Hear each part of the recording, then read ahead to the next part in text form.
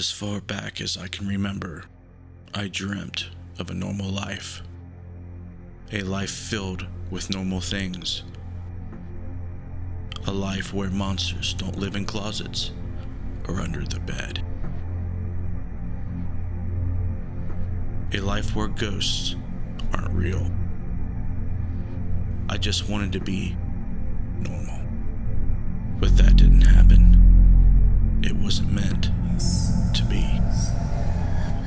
Since my early 20s, I have experienced profound paranormal events that would change my life.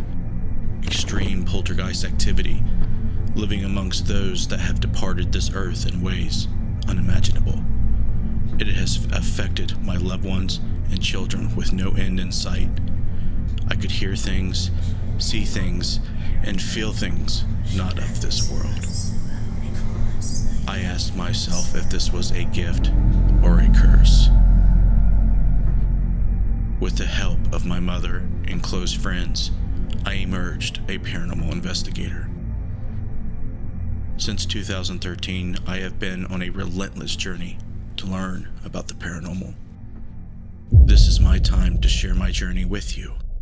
Welcome to my Paranormal Soapbox.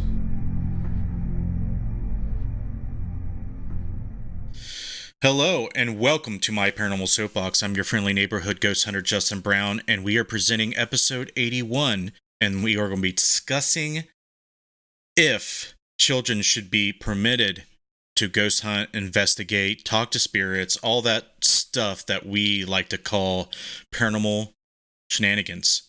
And I believe this is a pretty important topic. A lot of people told me that they liked the idea. So here we are, a new year with a new topic. Thank you for joining me. I missed you guys quite a bit, actually. Trying to get my green screen to cooperate here. So here we are. And here's Jess and Missy. What's up, girls? Are you ready to do it tonight? Yep, I'm ready. I'm ready. So you two being parenting children, you should have some feedback on this subject, I hope, right? Yeah. Yeah, Okay. sure. All right. Here we go. If you haven't seen the show before, this is how it works. I'm going to sit here and run at my mouth for about 10-15 minutes. I'm going to tell you what I think, and then I want to know what you think. Not only about what I say about this topic, but what you think in general about the topic. Do you think it's straightforward, black and white, very easy to answer, or do you think it's complex? Because I do. But before we get into it, again, thank you very much. Please feel free to share the stream. Feel free to chat, interact amongst each other on YouTube, Facebook, cross chat if you'd like. If the chat bot on YouTube is annoying, let me know, because I will do away with that, because I've had one complaint. But we're going to get straight into it. And here we go. Now, I want to start off with saying that I do believe that the question is a complex one, and it's going to be based on what your personal beliefs are, because I feel like we not only what I say, but nobody else should dictate to someone else's, parenting choices. I think if Missy wants to let her kid investigate, if she had an adolescent, which she doesn't presently, let's say she did, let's just say Jaden, her nephew, let's just say she wanted to let him ghost hunt, but I said, no, you shouldn't, because it's against my beliefs. I don't think I should be able, or it's kosher to dictate to parents whether they should or should not. So whether I agree with it or not, do not, be offended by what I say. It's just my opinion, and you guys should have the right to choose what you want to do and what your children should be permitted to do. With that being said, here's the complexity that I want to talk about. Whether it's dangerous or not, our children are just as susceptible to anything negative about the spirit world, about haunted locations, about spirit communication and interaction, whether they ghost hunt or not. Okay, I will kind of briefly go over my beliefs concerning how susceptible children are to the spirit realm, to entities, to energies out there that could be harmful. I believe that not everybody is flat out unprotected. I believe that the immune system works both in the physical world and the spiritual realm. I believe that everybody has an innate ability to protect themselves whether they're trying to or not. It's like in a spiritual immune system. Okay, I'm going to kind of phrase it like that. So that explains why not everybody is just straight up attacked all the time. Because if we didn't have something there in place, whether you believed it or not, we would be susceptible all the time. But I believe that this safeguard to such things can become compromised. And I think that things can lower your spiritual immunity. Certain practices, attitudes, drug abuse, dysfunctional families, any type of stress, anything psychologically compromising can affect this immunity. Okay. So let's just say your child goes on a field trip to a historical location and that there's rumors or claims that it's haunted. Does that mean that you shouldn't allow your child to go? Well, that's the first thing I'm going to propose to you. Okay. If you're not going to allow your children to ghost hunt, you're kind of sheltering them away from not only learning certain pieces of history through a spiritual means, you're kind of sheltering them from going anywhere like that's dangerous. So there's a fine line and a delicate balance where what you allow your child to be subjected to try not to shelter them and at the same time keep them safe. So if you're one of those people that are very afraid that children are going to be under attack, get an attachment, or somehow get psychologically compromised from going out and doing a ghost hunt or going out and do it like a Ouija board session, so on and so forth, you have to think about how severe you're sheltering them because of that overwhelming fear parents have. Because I relate to that. I have 3 children of my own. I'm very protective of them. And at the same time, I know to let the leash go a little bit longer as they get older. Well, it varies because some children are more mature than others. Some children are more psychologically sturdy than others. They have more of a level head. Some children and early teenagers are very impressionable. Sometimes they can become very fearful. And maybe some of your children have disabilities or psychological disorders or something that would cause you to become more protective of them. So there's not just a black and white answer to this. It varies and depends on the situation. So we're going to throw out a hypothetical scenario. Okay, I've heard a general age that through the masses of social media interaction and networking that 13 to 15, somewhere in there, is where you would think that the maturity level would be there to allow your teenager to ghost hunt, to investigate, to join their parents that do that, because they're starting to take on responsibility. Maybe they babysit, maybe they work, maybe they get an allowance and they do work at the house to earn that. Okay, so you have to think about the responsibilities that you're teaching your child or your child has inherited on their own through school or extracurricular projects, and kind of use that as a gauge to whether they would be confident or mature enough to do that. Are they respectful? Are they provocative? Okay, if your child, teenager, maybe she's a girl, maybe she's really provocative. She wears clothing to attract attention of, people. Maybe she's like really attention driven, or maybe she's a little bit more than a social butterfly. Those kind of red flags you want to be wary of, because that's when things on the spirit side of things will latch onto. Okay. And the most nefarious and most evil things out there are very intelligent, very keen, and tricky. Okay. It's not going to be this horned demon 7-foot tall thing that bursts through your child's doors and latch onto them and cursing them. That's not what is going to happen in most cases. What mostly will happen is it will come to them in the form of a child or something, that doesn't appear harmful at all, and get in that way. They will earn their trust. and trick them that way to gain advantage. So you have to gauge the maturity level, the respect level, and the responsibility level of your child, in my opinion. Okay. Like I said, they are susceptible anywhere they go. Walmart, school. Everyone knows that ghost hunts knows that schools carry energy. Entities hang around schools for various reasons that are theory. They're ideas.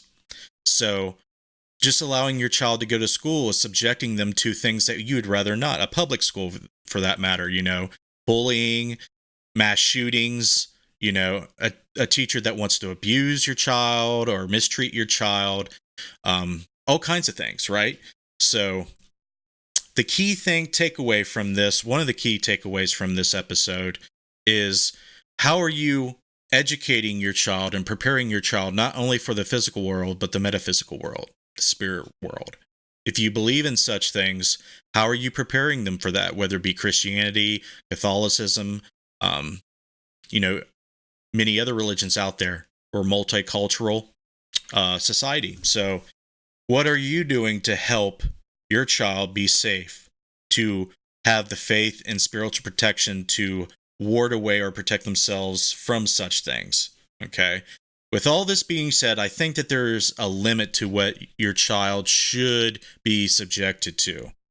If you're going to an investigation where people are being attacked, obviously you don't want your child there, especially if other children, maybe close to their age, are there. Unless your child is exceptional for some reason. That might be the case. Your child might be a very talented, medium, psychic. Okay, and that's another angle that we're going to go into before we get to what you guys think. Maybe the idea about children, the younger they are, the more susceptible or sensitive that they are to the spirit realm, might be an advantage. I think that that's too young. I think from like 2 to 7 is the age where they see things unconditionally. A lot of times children have this no filter and no conditioning to where their mind believes something or doesn't believe in something. And that is something I believe personally, and many others that I've talked to believes that that's the reason why we normally don't see things and children see things more, because of how the brain works. Maybe. Okay. So maybe your child's an exception to the rule or to the situation, or maybe the ethics are outweighed by the child's abilities to do things, to help people, to heal people, or see things. But at the end of the day, you have to make a judgment call whether you think your child's safe or not. Now, another thing we're going to get into before we go to you guys, what other people now, like live streaming or releasing video content of your child with you or other groups investigating, be prepared to be judged by that, because there's varying opinions out there. Some people may not have a problem with it. Some people may have a problem with it. So you have to be aware of that. You have to be ready to defend yourself. And maybe, just maybe, you don't want to put your child out there publicly so you don't have to deal with that type of scrutiny. So that's another thing that I wanted to throw out there before we get into it. But I've talked enough. I'm sure everybody has an opinion on this. A lot of people that watch your show have children and have their own thoughts. I want to know what they are. Before we do that, we're going to do the shout outs, and we're going to get it going. Okay.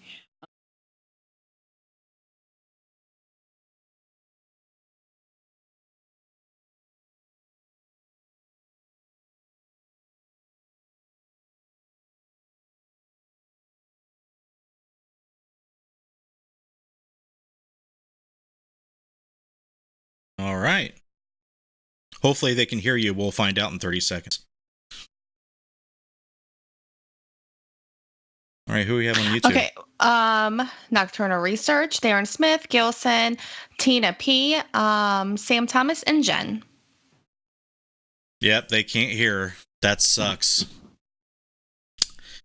I don't know what to do about it here. When we go to Missy, I'll just have to unmute her track and do it that way. That sucks. I can't fix the problem, and I don't know what's wrong. It must be the update on OBS that's doing it. Go ahead and do the shout outs again when I say okay. Okay, go ahead now. I have Josh, I have Bill, I have Derek, I have Laura, I have Sandy, I have Gilson, I have Heather, I have Amber, Valerie, Nelson, Jeremy, and Kelly. And on RU Media, I have Ernie, Anthony, Kimberly, and Steve. All right. Hopefully they heard you that time. If not, I just won't go to your full screen. Well, that would be fine with me. And just to let Derek know, your Wi-Fi signal is horrible up there. You're lagging. Okay. Okay. I'm sure that we got lots of comments here that I've seen a lot come in.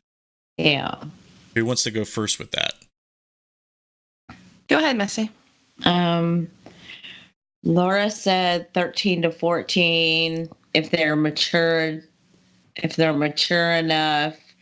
Valerie said if the adult is experienced enough in the supernatural and the paranormal that she thinks it would be fine.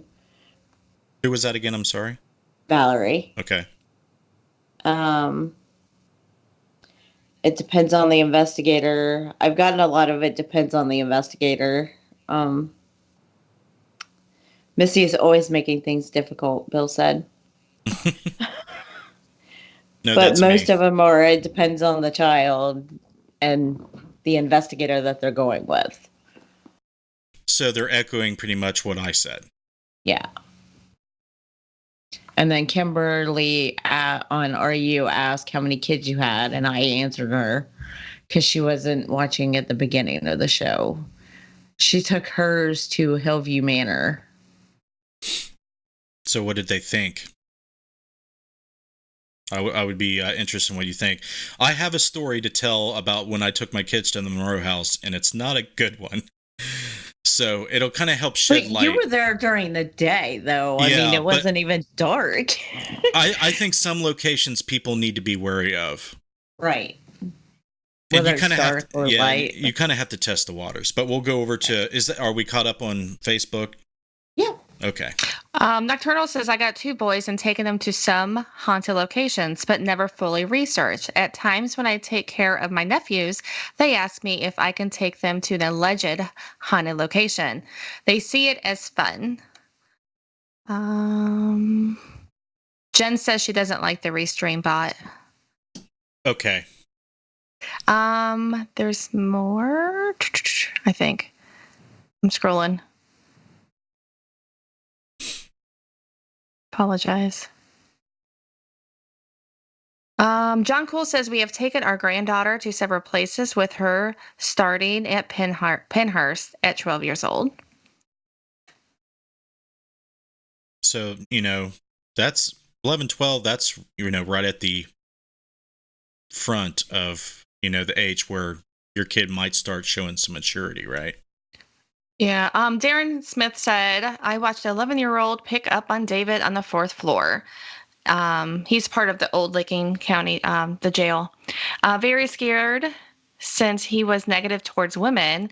I would rather her mom would have gotten her out of there, but she didn't seem to be bothered by it. So Darren was fearful of the child because he knew a lot about David and his intentions and his nefarious behavior. That gave me chills. I'm sorry. Eddie Pence just said, last April, I went on a public hunt with one of my best friends to introduce him into investigating at Hillview Manor. During the tour, a younger teenage girl was absolutely terrified out of her mind. I told her to be careful fearing for her safety. An hour later, she got grabbed by her hair and pulled to the ground. Her scream still gets to me. Wow. I can hear some assholes out there saying, but did she die? Spirit Stalker Afterlife said, if a child has been seeing ghosts since 2, and if they understand it more than some adults, then I don't see why not. Yeah, it's one of those things like you can't just say it's unethical that any child go. You know, that, I mean, you can't just throw a blanket on top of this topic, and that's why I think it's a good conversation. It you know, gets people talking, gets people thinking, hopefully. If a child has seen ghosts since age 2, and if they understand it more, yeah, that you just read that. Sorry, I was wanting like, to make sure. Didn't I read that? Yeah, you did. Yeah, I mean, my mom, for example, okay, she's been doing it from 2. That's crazy to think about. But my mom at 12 and 13 would probably be more prepared to go into a location than I am at 40. And that's kind of crazy. But it's true. Some children are exceptional, but you have to consider, your own fear of not only your own children, but other people's children, right? So I got a story. Oh, go ahead. I'm sorry. No, you go ahead. Nope, you spoke first. Okay. Well, I mean, and I think, on a personal standpoint, as my daughter with abilities, and she started when she was very, very young, probably around 2 and 3. I think the energy that I would put off might make it worse for her. Because I think it depends on like what everybody's saying. It depends on the location. Absolutely. Some of the locations that we went to last year, I wouldn't have an issue with her going. There's some that I would say no to. Does she want to go? Yeah. Does she get mad when we go? Yeah, because she wants to go. But I just think that I would be nervous. I mean, we go to stores, we go to antique stores, and she picks up on things. So I know she would be picking up on things. And she's been doing it, honestly, a lot longer than I have. So but it's like, how do you test the waters of how well she can protect herself? And I think of of taking a child to a location when they have abilities. I think that, like what you said, that plays in the factor of it too.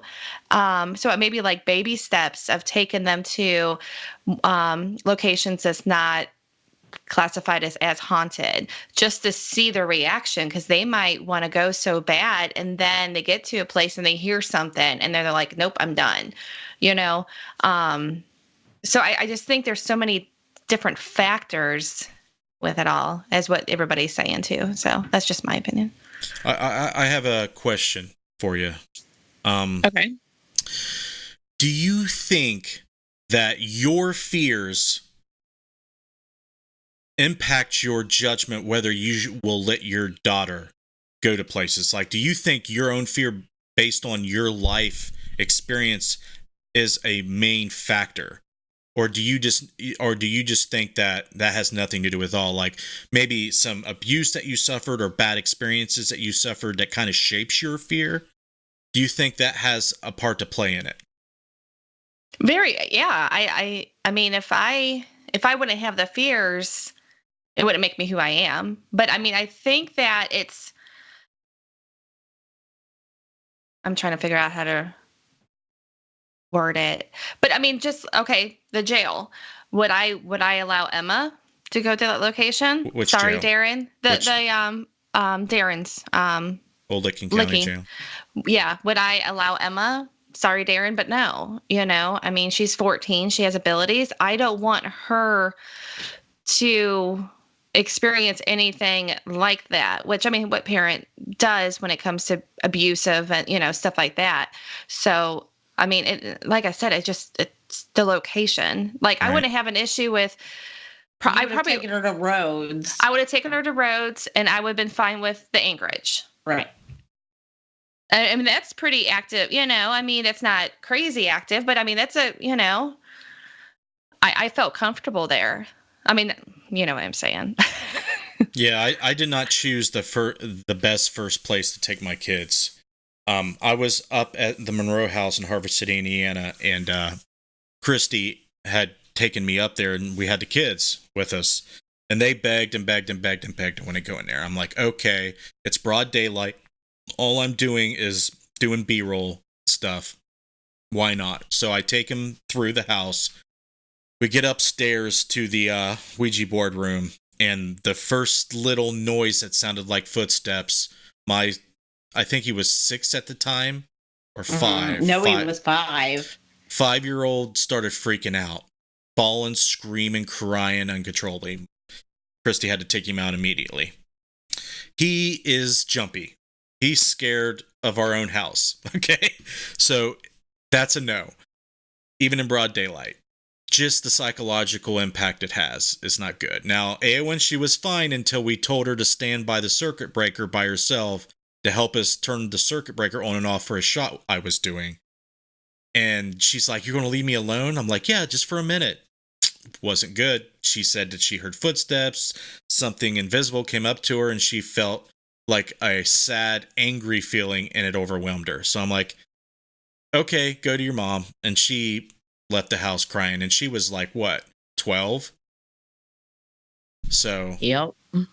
there you go. Well, it's like Casey wanted to go to the Monroe house with me, and I'm like, I don't know if I would. Even he's 20. He was 22 years old, and I'm like, I don't know if I want to take you there. You know, he's on so much medication for, you know, that his mind, and I'm like, do I really want to take you to Monroe House? Right. It's just one of those things, I guess. I don't know. I'm like, you know. I guess it helps when you test the waters a little bit. Yeah, that's true, I guess. But I didn't want to test him at Monroe House. Yeah, I was going to say baby steps, but not boom, there's Moreau House. Right? Justin Brown. Bill Davis said that one place made Josh Bender cry. According to Bill Davis, I think Josh cries at a relocation. Some locations, it is hard to predict what will happen, and that's part of the danger and the fear you should have. It's like I would be very interested of taking Emma to Steve Hummel's. Yeah, that would be. I think that would be okay. I don't get anything, you know. I mean, it's just the energy, but I don't.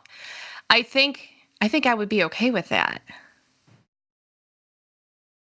But I mean, remember we went to the bunkers, and she still says it. And it's been 2 years now. That was the best day of her life. She went, we all went to the Mothman, and we went to the TNT bunkers, and she, she got to hold, I forget what she was holding. So she thought she was, queen shit. Yeah. So she thought she was something. And, but yeah, even we weren't, doing anything, but she just, she's like, that's my best day of my life. Well, Missy, do you want to talk about the thing that just happened with Casey going over to a friend's house? That's something that kind of goes along with this. I mean, it can happen to anyone, anywhere, right? Right. He was at a friend's house, and he said they heard this funny noise, like a doll, and he said they heard this laughter from a doll, and they could see this little girl standing in the doorway, and I'm like, oh, okay. And I'm like, I just set you there for, shits and giggles. And he's like, yeah, it was pretty cool. And then he comes home, and I'm like, there's something wrong with you, child. I have to sage you. And I ended up saging the house and my child and everything else. It's like, but you didn't talk about the dog. The dog. I don't remember what he said about the dog. The dog started attacking him. Oh, yeah, our dog did. She's just a puppy, but she was biting him and growling, and we'd only had her for 24 hours. And he got up from the couch, and she started digging at the couch like she was trying to get something out of the couch and everything. Wow. Bender's watching. Yeah, I mean, trying to know where safe places for your children to go, do not stop at known haunted locations. It could be your kid's friend's house. A friend's house. It could be a barn that they hang out in, if you live out in the country or they go out there. It could be an old abandoned building that they play around in. You got to know where your kids are at and know everything you can know about the locations that they're going to be at. So keep that in mind. I mean, I just think that, hopefully if you put stuff out there for other people to watch, be ready for their opinions to be coming at you, because whether you're going to know whether your kid's old enough, responsible, and mature enough to protect themselves or be ready for a situation. But most of the time, I think it's psychological. Like my kids at the Monroe house, they weren't in any danger. It's psychologically and unethical to allow them to have to deal with that sort of thing. Because if you're going to introduce your kids into the paranormal field and that type of stuff, the last thing you don't want is them to be fearful of it, or feel like they don't have protection, or feel like, it's so unknown to them that they put things into their head that aren't actually legitimate dangers. Well, it's like if you tell them, hey, we're going to go to this haunted location, they're going to be, I'm sure, tense and, uneasy about just being told that. But if you just say, we're just going to go walk through this old house, so I think their mindset would be different of how you tell them. Not saying, to psych your child out and to say we're just, walking around. But I think that has a lot to do with the factor of it as well. Oh, yeah. We see you there, Heath. Thanks for joining us. Hi, Daniel. Becky Compton. Oh, did Becky? I thought she's been here. Nope. Oh, are you sure? I am. She just said hi to me a couple minutes ago. Okay. Yeah, we're talking about anxiety. Yes. Mine's raging. Mine is too. Really? I don't feel bad. Oh, yeah. Becky says my kids had experiences, but they have no desire to investigate. LOL. My daughter does. My 7-year-old now, he probably does not at all. And I think women tend to gravitate more to that than men. I know more women watch our paranormal content than men do. Ours, I don't know. I think overall, the last numbers I looked at, women seem to be more believers in the paranormal than men. And I think personal with my friends, that's correct. And my friends, all the females watches the shows and stuff. And then a lot of the males, they don't believe in it. They're, they're skeptical about it all, or it's just the unknown. They just don't want to know. And I've seen that a lot. Mm-hmm. Yep. All right. So, what do you girls think the age is? Like, if you were going to say an age, or like maybe an age area, like if it was your kids, what do you think the age would be that you would allow them to go anywhere? What location? Anywhere, everywhere. But see, that's a good question, because some adults shouldn't go to certain locations, right? Right. Some of the people in chat were saying that, I know one said that the brain doesn't stop developing at 26. So should a 25, 26-year-old go to somewhere that would potentially put them in harm? Maybe they have kids of their own. See, and I think it matters of. See, would I feel comfortable? Am I going now? Possibly, I would think about it, but I wouldn't just throw her to just anybody to go. If you or your mom's there, more than likely, I would say, yeah, absolutely. But just to know that she has, some kind of protection. She hasn't been to anything like that, so I would just want somebody to keep an eye out.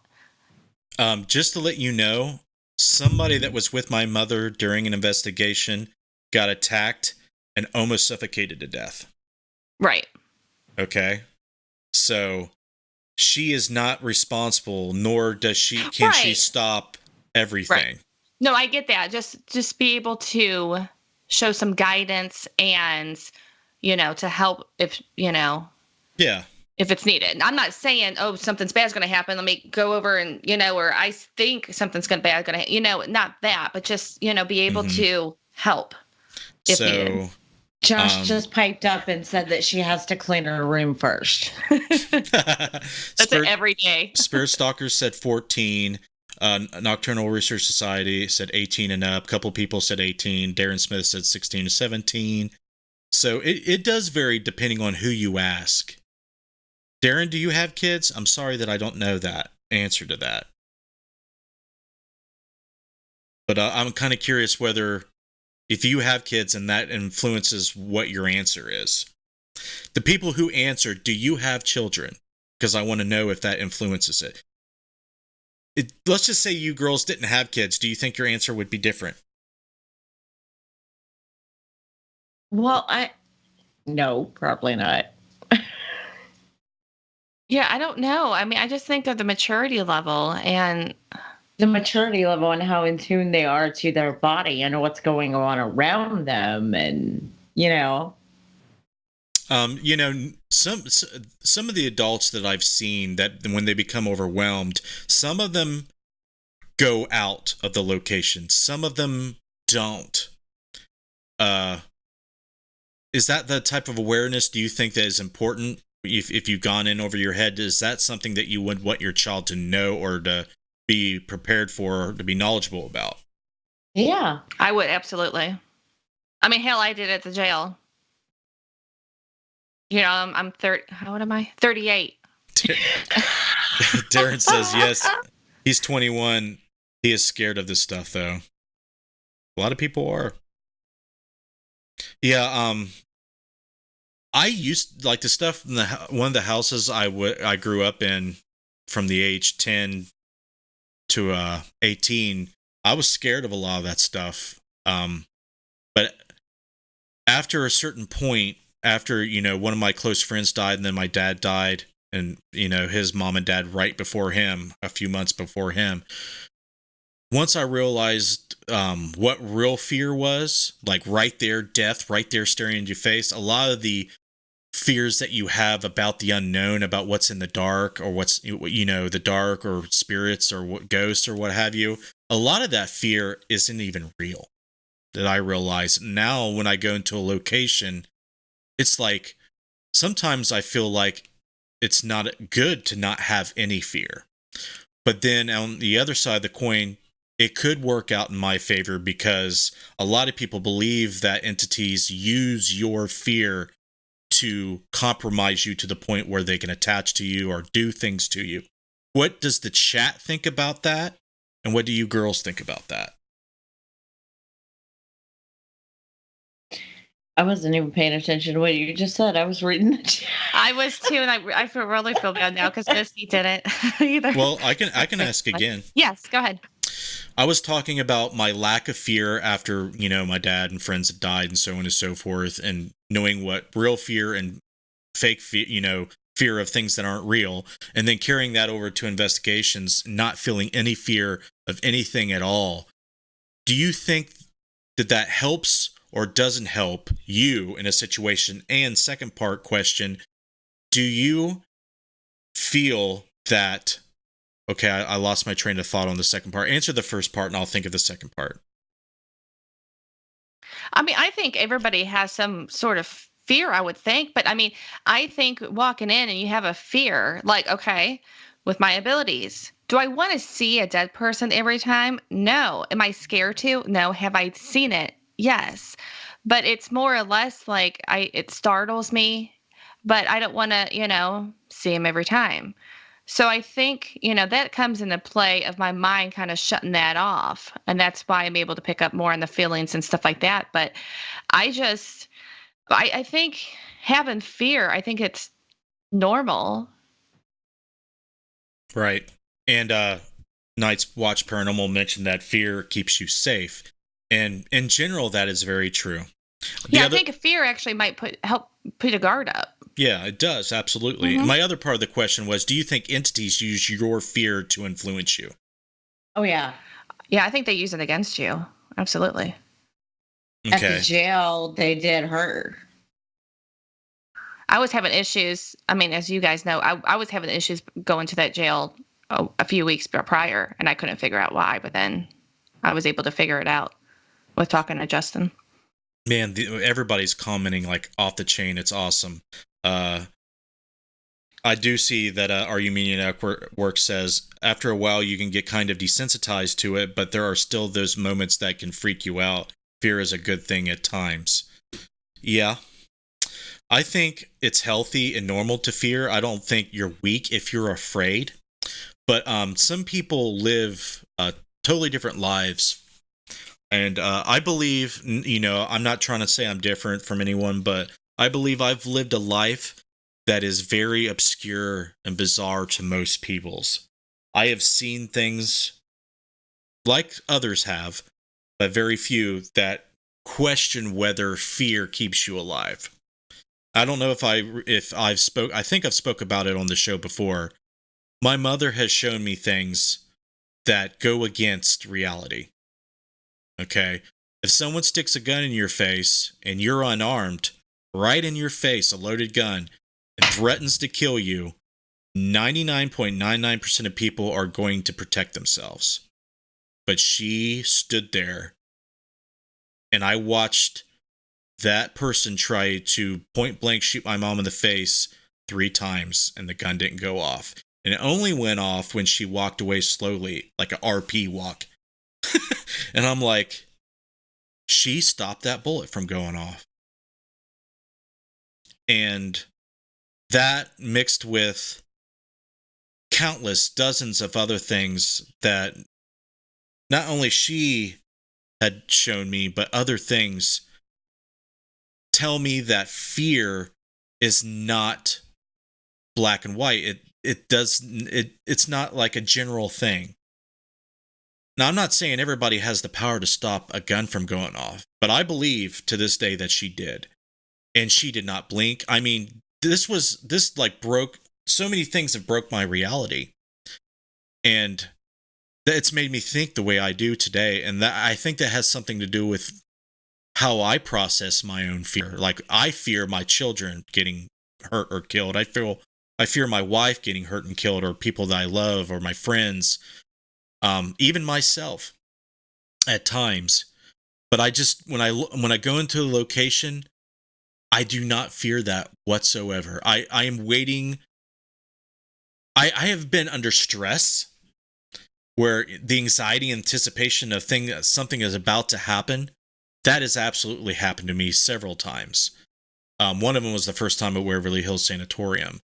But it hadn't drove me to the point where I felt like I was, going to get hurt, or I was going to get attacked, or something bad was going to happen to me. It was almost like your friend is hiding in a dark corner somewhere and he's going to jump out and scare you at any minute type of stress.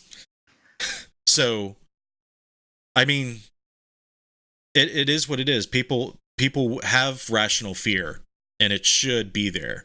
I just hope that it doesn't come back to bite me in the end. We'll see. I guess if you see me screaming and running out of a place, you girls aren't too far. I'm following you. You girls aren't too far behind. We just have to run faster than just. Yeah. You have to but I ain't running nowhere. So somebody better pick me up on the way by. Throw you over my shoulder. Yeah. So I know I'm sorry I'm not reading everybody's comments. Everybody's commenting a lot. Do you girls see one that is really good? With I know Knights Watch Paranormal says, without some fear you will get yourself in a bad place. Faith is also very important. I do believe the faith part. And I think that is interesting to say, because I think the reason I don't fear is because of my faith. But that could be dangerous too, depending on who you ask. Laura said, as long as it's not Ghost Adventures kind of fear. Well, we should bring Derek in for that. Yeah. Right? There's something on me. But we got a few 15 minutes left. Should we shift gears? I mean, what else could we say about this subject? Is okay, let's just say, would you let your child be put out there publicly in that situation? I was just gonna say that if your child goes in investigations and then she goes to school, hey, what did you do? Oh, I was chasing ghosts around. And what is that going to cause them? If it's going to cause them getting picked up, if they're getting shunned from their friends group, or you don't know. I mean, kids can be mean, but a lot of younger the younger generation, I think that they're more adapt to it, but you just don't know how people are going to react to it, and then how their friends' parents is going to react to it. They might just be like, you know what? Nope, you're not friends with her anymore. So I worry about that too. Yeah. Question, Justin Brown, if you don't mind me asking, what is your faith? Valerie Wright asked. I just read that and I was trying to type my response. Okay. I did type it, actually. Night's Watch Paranormal ask, what are the best tips for bringing a child to investigate? Good question. Okay. I want you to really know where your child's at psychologically and at a maturity level. And you have to ask yourself, have you kind of kept your hobbies, or you kind of kept the paranormal away from them? Have you sheltered it, or you've brought them up with it? Have you communicated and talked to them about their own spirituality and what their protections may or may not be? What kind of faith does your child have? Are they strong in their faith? Are they strong in their beliefs and their ability to protect themselves? Do they know what to do in certain circumstances? All those things apply in that situation. But that would be one of the tips, is to know where your child's at and to have communication there. Another tip would be, depending on your belief system, is to be spiritually and mentally prepared before, during, and after the ghost hunt or the investigation. Okay. Be very thorough in that area. And also, pick the locations wisely. You don't want to throw them in the devil's den right from the get-go. You want to kind of test the waters, like we were talking about before, with some historical locations that might have a few stories about ghosts. It might be a fun way for your child to find history interesting, and get them to catch that bug. Okay. They might be good in history class if they can learn history through that way, but don't subject them to anything that you think might be potentially harmful. I wouldn't send any of my paranormal investigators in a situation where I feel like they would be subjected to harm. Okay. Then again, anything could happen that I could not predict, but me knowing that they could be harmed, I wouldn't put them in that circumstance. So those were, some good tips, I think, that would do you well. And to answer Val's question, it's complex, but I think you can relate to it. A lot of, I've been brought up believing a lot of Native American type beliefs. I believe that there is a higher power. I believe that there's good and evil, but I don't personify them as Christianity does. I believe that if you believe something strongly enough, or if a certain amount of people in a certain culture or group believe something strongly enough, I believe your thoughts are forms and can manifest into anything. Okay? So, objectively, I don't believe in a lot of things. Like a man with a beard up in the skies calls himself God. No. Do I believe that Jesus was the Son of God and died for our sins? No.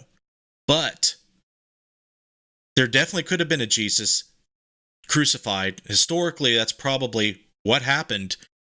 But since people have been believing these things, whatever you believe can be true and manifest in reality. I think that is the best way I can explain my religion. I believe that what you believe and your faith in things is what gives power to the supernatural, to the non-physical. Okay? I believe that when you die, you manifest your afterlife. If you don't believe in anything, you could be lost within an infinite amount of level of dream states forever, until someone decides to come along and save your ass. I believe that you have to be spiritually prepared to the point, hopefully, if you die abruptly at a, young age, or if you die at old age. I think that one, spirituality is important. I don't think any religion is right or wrong. I just believe that it all serves a function of our physical body to transcend into the non-physical, because that's how I believe. I believe that anything that you believe can be reality.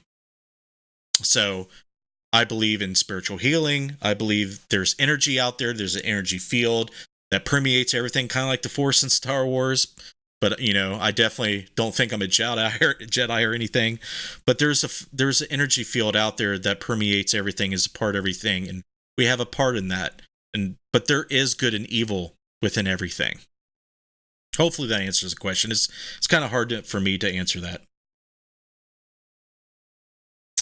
Got Freddie Johnson in here. Spur Stalkers. That's Adam Kimmel joined too. Okay. Hi, Adam, if you're watching. I have Daniel and Jamie, Ian Griffiths, and Candace Taylor. There's a bunch that just jumped on. Jamie brought up a good point. We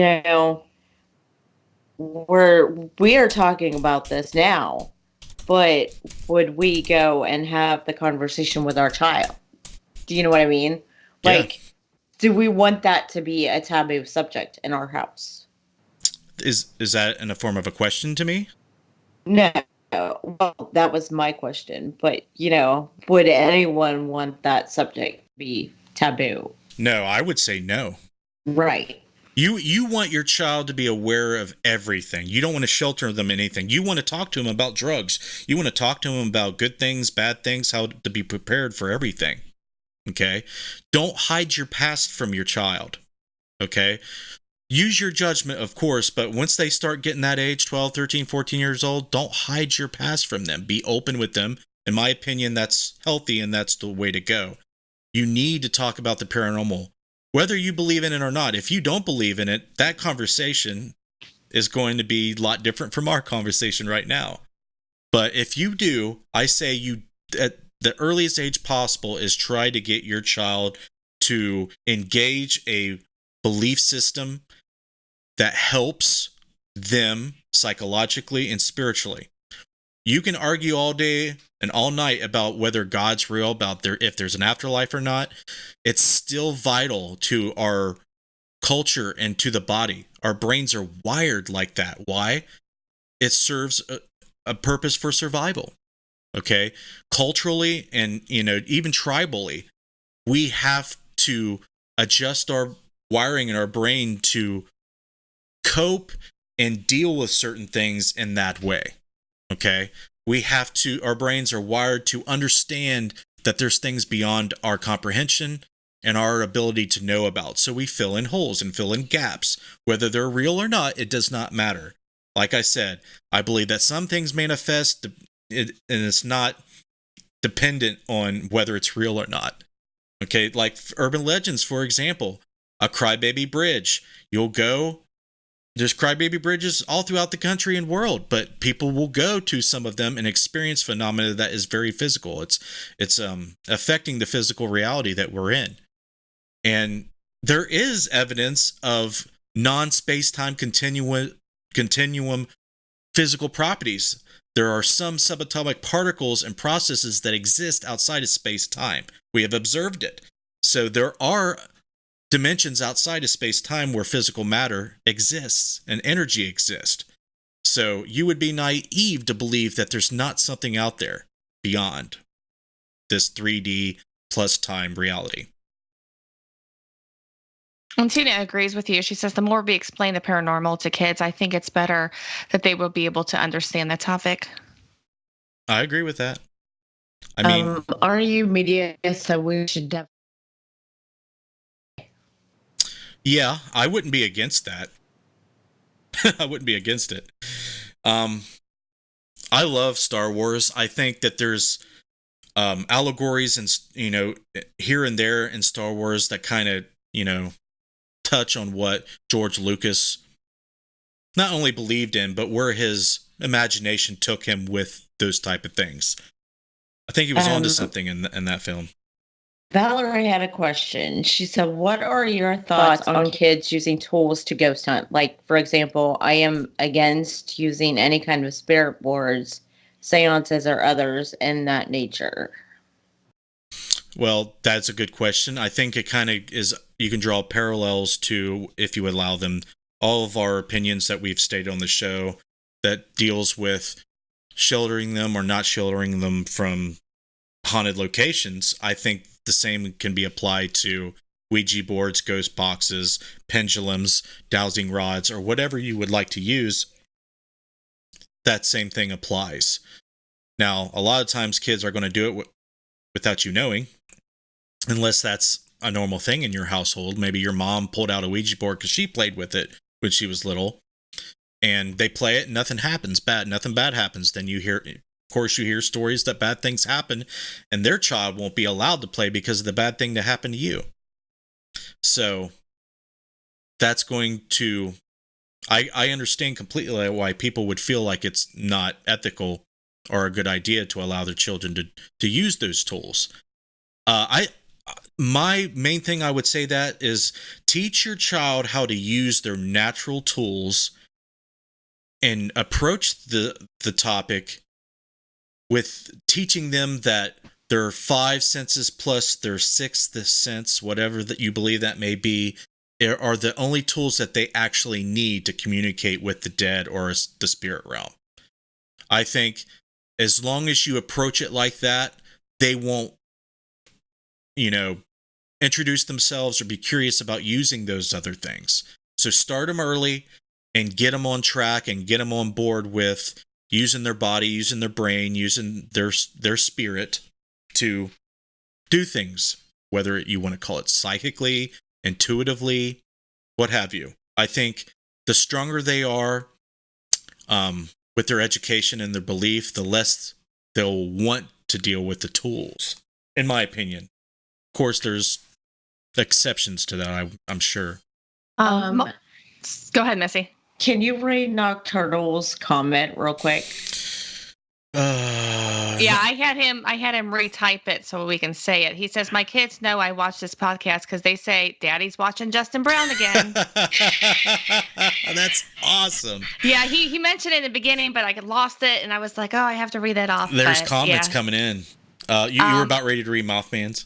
Yes. A lot of paranormal investigators are driven on by the experience they had growing up. A drive to investigate can often be permanent. To each their own, but understand that the young are impressionable. Yes, that's a very good point. Young people are the most purest scientists out there. They like I said, they're not very conditioned to believe one way or the other, and they see the world through, very few filters. So that is a good point.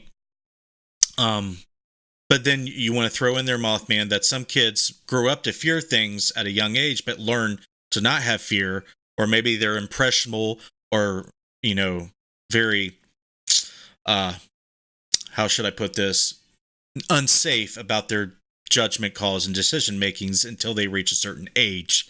But how should we allow our children, how should we guide them through the process to the point where we feel like they're ready?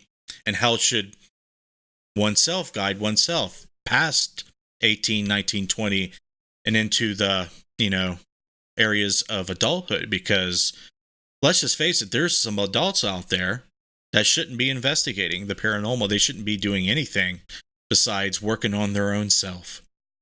That's true. Let's see here. Michael Johnson says, if they are used right, it's okay, but used wrong, then the problem can occur. That's true. Its intention is key. What they intend to do is key. Yep. Nocturnal says, my wife gets mad at me because they grab a flashlight and say, is there anybody in there? My nephew's following along too. I love it. Yep. And it depends. Like if you live in a dangerous neighborhood, or maybe you live out in the middle of nowhere and it's dark everywhere, like where I live, you kind of get kind of jumpy if you hear something bang on the house or on the door and you go to look and there's nothing there. It can get very real really fast. Is there any more questions? I've been there when that happened. Oh, yeah. No. Well, Tina just said, I'll just read this real quick. Kids are pure lights, but they need to be guided. Such a nice sentence. We're ended on that. Good night. Well, we'll give a chance. Does anybody else have any questions they would, if they care about what I think about it or not, or what the girls think about, or what the chat thinks about? Do you have any other questions? Because it has been an hour. It has flew by so fast. It's been an awesome show. We have retained such a great audience this whole time. It's been great. So, last call for alcohol, friends. Any more questions? We have a 20-second delay, I think. So, if not, we will end it there. Leave it right there. And I'm going to plug Derek's Ethernet cable straight into that computer next time I'm there. I'm going to bring over a long cable because your video keeps going small and then big, and then you lag sometimes, Missy. Okay. Well, you tell him. I will. Okay, Johnny Hauser, hello. Yes, Johnny Hauser's with us. Wanted to jump on and say hello, guys, but need to get back to work. Good night. Awesome topic. Thanks, Freddie. Thanks for joining us. Good night, Freddie. Thanks, Night's Watch. That might be Gilson. It's You're welcome, Laura, Val. I think. No, I see Laura on Facebook separately. Yeah, but I think she's doing both tonight. Oh, she's doing both? Oh. Mm-hmm. Well, it seems like everybody's ready to go, saying good night. Thank you, thank you, thank you. I will start wrapping up the show. The girls are waving goodbye. Mothman just says, "Mamas, don't let your babies grow up to be ghost hunters." Don't listen. We have that a T-shirt. Yeah, Mothman. That we need the T-shirt design stat. That needs to be a T-shirt. All right. Thank you very much. It's been an awesome show, awesome interaction.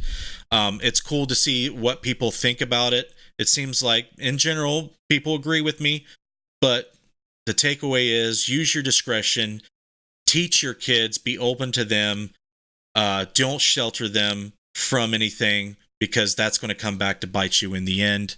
So don't let that happen. Be wary of putting your kids out there publicly on social media while doing your ghost hunting things. If you think that it might be taboo what you're doing, just don't tell anybody and you'll be fine.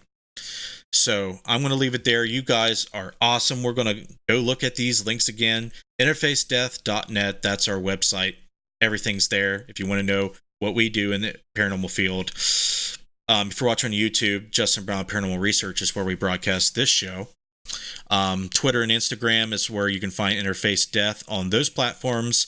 Patreon is a way to financially support us, whether it be $1 a month or more, and get rewards for it. So definitely check out patreon.com/support Interface Death. If you're a Facebook user, rather, go over to YouTube on the Interface Death channel and just hit that subscribe button. It's free. You can do a one-time small donation on PayPal. The link's in the video description. And if you want to join us on Discord, the link is there as well. We're going to shout out our Patreons. I think I got them all on there. I hope that I updated this. If I didn't, it's my bad. But please extend your thanks to Clay Borman, Katie Turner, Archie Murphy, Scotty Fox, Casey Schreiner, Jessica Bias, Paranormal Reporter, Anthony Grothis, Bonnie Ring, Heather Elliott, Joe Vitelli, The Ghost Guild, Kelly McConkey, Tony Felosi, Betty Kegley, Cherry Capital, Shadow Seekers, Deadlight, and General 7. They are what keeps this content free for you guys to watch and here to stay. So extend your thanks. And that's where I'm going to leave it. You guys have a great night. First episode of Interface Death Weekly on the Interface Death Facebook page this Friday at 8 p.m. Eastern. And it's going to be on the Interface Death channel, Periscope, and Twitch. All those are fine. But if you're interested in that, we're going to talk about paranormal news. We're going to review trending paranormal video clips that are out there. We're going to talk about gear, tech, nerdy stuff. A little bit different from the other shows that we do. Necromancer, next Wednesday at 8 p.m. We're going to be talking to Sean Austin from Ghost Loop. So don't miss that. The promos will go up next Monday. And next week on My Paranormal Soapbox, I think we're going to talk about... What was I going to talk about? Whether you should live stream your residential investigations, or should you, produce videos of live stream investigations, or should you keep that stuff under wraps and private? So tune in for that one. You guys have a good night. Stick around for some video promotions. If you have not seen them, we love you. You're in our hearts. We'll see you next time.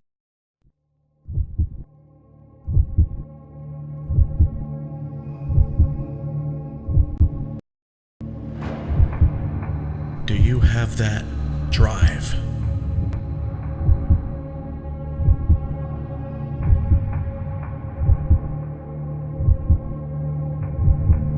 That morbid curiosity to explore the darkness?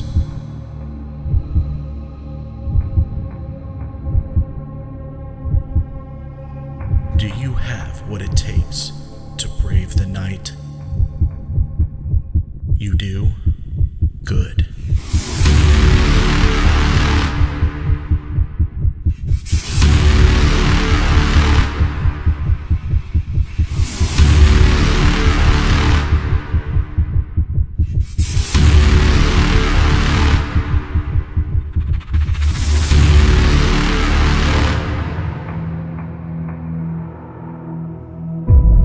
Dead light. For those who aren't afraid to see what lurks in the night.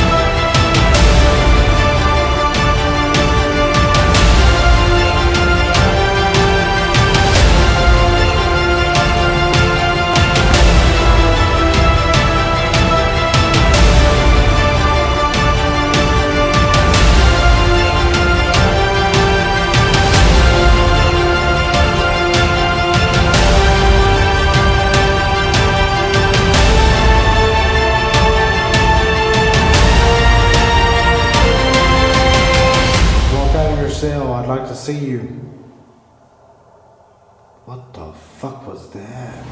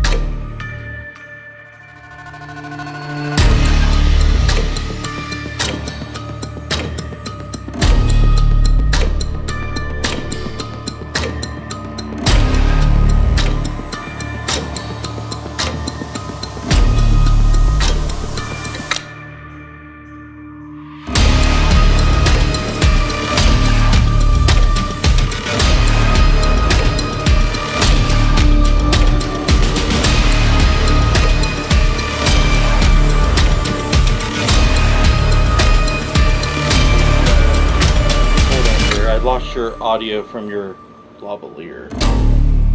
Did the power go off?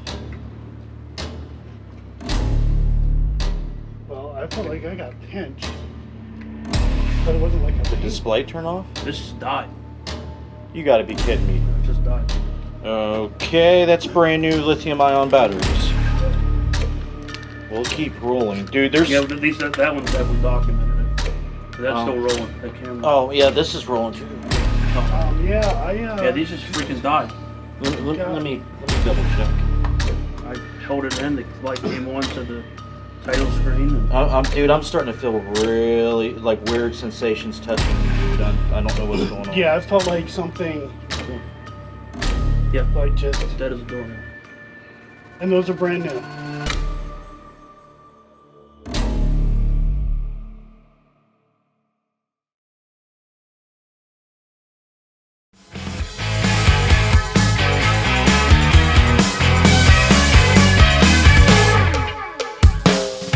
In recent years, the word paranormal has taken on a new place in thoughts and minds of people everywhere.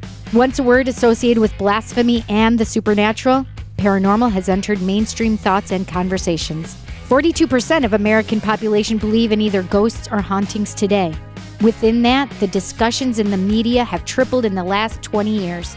In 2016, a radio talk show rose from the darkness in New York and now has become a popular beam of light with a no-holds-barred paranormal discussion. It's raw, live, and sometimes out of control. It's real and here, allowing all that care to listen to new ideas, new thoughts, old superstitions, and sometimes the downright weird. You want different? You want off the cuff? You want edgy? Then Paratalk Radio is what you should be listening to. It's 2 hours of guests, interviews, skepticism, unusual topics, and outside-the-box strange that pushes every button on the soundboard of life.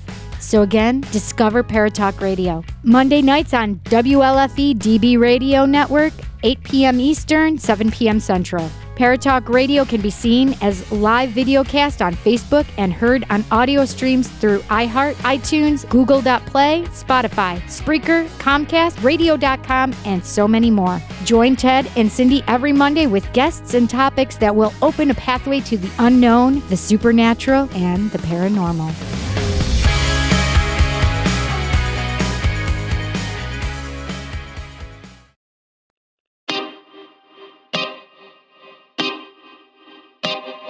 This is Jason Bland, host of Midwest Paranormal Presents Paranormal Soup, where we stream live as a webcast every Sunday night, 11 p.m. to 2 a.m. Eastern, with guests who will blow your mind. Live ghost box sessions where you can call into the show to see if the spirits will talk to you, and the world wide web of weird with the latest in paranormal news and evidence. We're bringing the weird every Sunday night, 11 p.m. to 2 a.m. Eastern on our Facebook page and YouTube channel. Don't forget to follow and subscribe.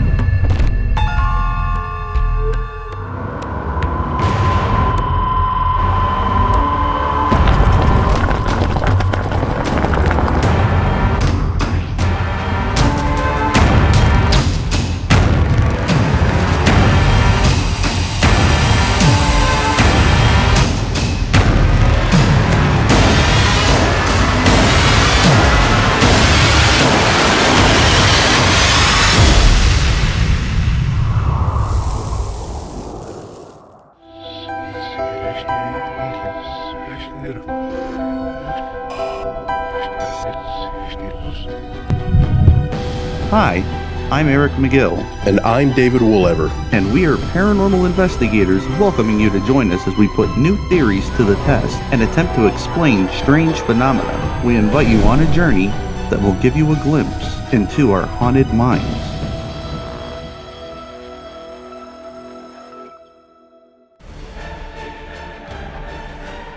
Hi guys, Eric McGill here, RU Media Network and Our Haunted Minds. I just want to talk to you guys real quick about the awesome stuff going on behind the scenes. The Our Haunted Minds video is coming along swimmingly, and it's really going to be awesome. As you guys know, Adam Kimmel is joining us for the first investigation with Dave and I.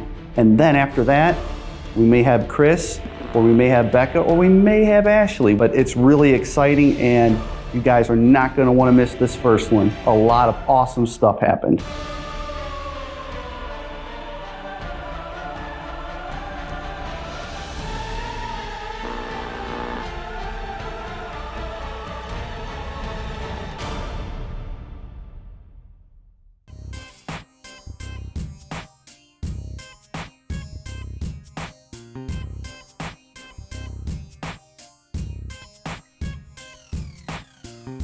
Hello everyone, I'm the Goose. And I'm Michael Bradley. Is that what you're calling yourself tonight? Heisenberg. Not the Angry Kitty. Max Braggins. Anywho, we're the hosts of the Cryptic Paranormal Show. On our show, we'll talk about all things paranormal except Bigfoot. He freaks me out. Really, dude? You know that, but I mean, I guess we could talk about him as long as I don't have to see him. We will talk. As a matter of fact, we'll talk about all fields in the paranormal realm. And every week we will interview new guests, celebrities, and researchers in the field, and all our comrades in the paranormal underground. And we aren't afraid to ask the hard questions no one else will. Our conversations are rooted in our own experiences as paranormal investigators. So be prepared to have your minds, your opinions, and your beliefs challenged. And let's not forget to warn them about all the tomfoolery and shenanigans. Let's just say, you might want to put the kiddos to bed before tuning in. They don't call us the Paranormal Shock Jocks for nothing. Do they call us that? If they don't, they will. So be sure to tune into the Cryptic Paranormal Show every Thursday night from 8 p.m. to 10 p.m. Eastern Standard Time, only on RU Media Network. Spook you later, crypto heads. Bye. Shut up.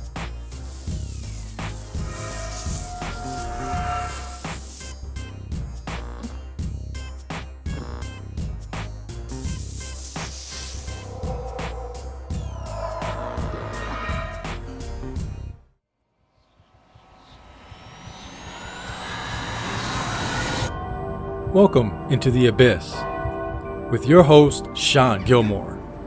Open your mind, both of your ears, and all three of your eyes to discuss all things supernatural with weekly special guests. We believe that we all learn from each other and we all have a lot to learn. What will you learn today? Here is your host, Sean Gilmore.